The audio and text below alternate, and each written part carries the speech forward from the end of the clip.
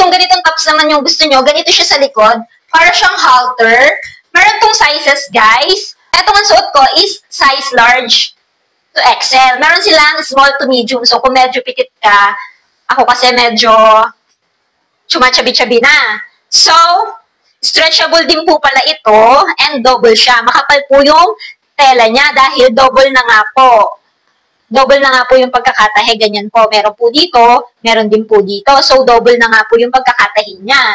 Very affordable lang to, guys. Yung tatlo to, nabili ko lang 156 yung tatlo na to. Color gray nga yung pinili ko, color black, and eto nga pong suot ko is color brown.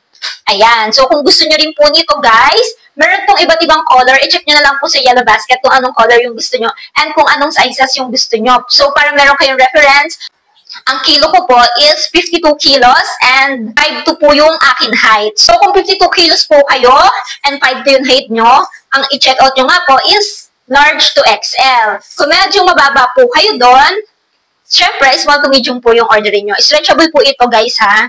So, ayan, na-stretch siya. So, kung medyo chubby pa kayo, kakasya pa rin po ito sa inyo. Kaya naman, kung gusto niyo ng mga ganitong tops, maganda siya, guys, lalo na sa personal.